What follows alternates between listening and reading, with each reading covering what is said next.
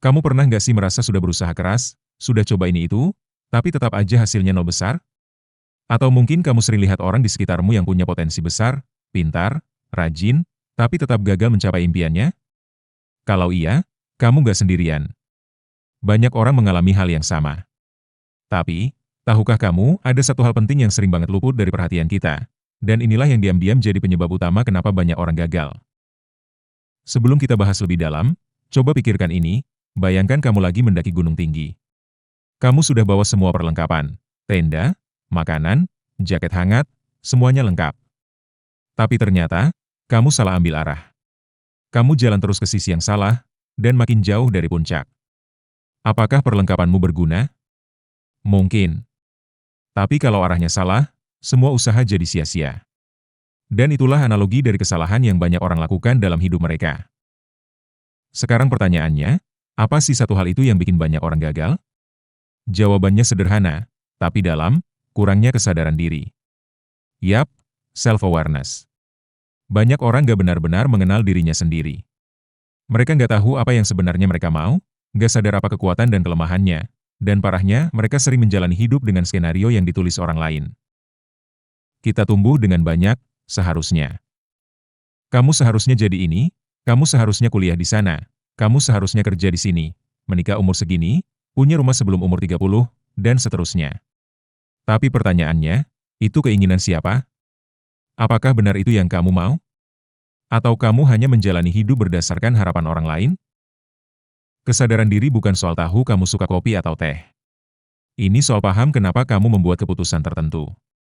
Misalnya, kenapa kamu milih jurusan itu? Kenapa kamu kerja di tempat itu? Apa kamu benar-benar suka?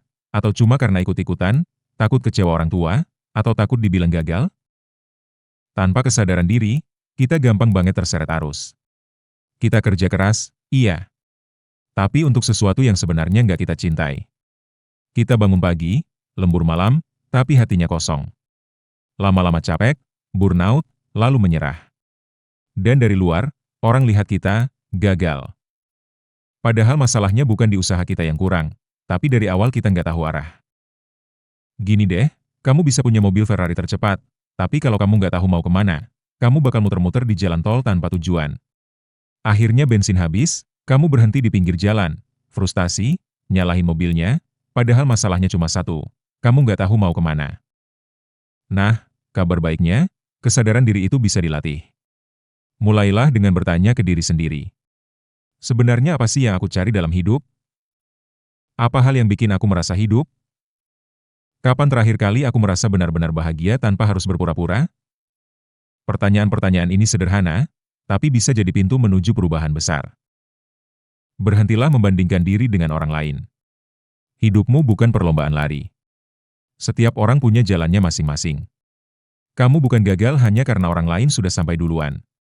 Bisa jadi kamu sedang membangun fondasi yang lebih kuat. Yang penting, kamu tahu kamu sedang kemana.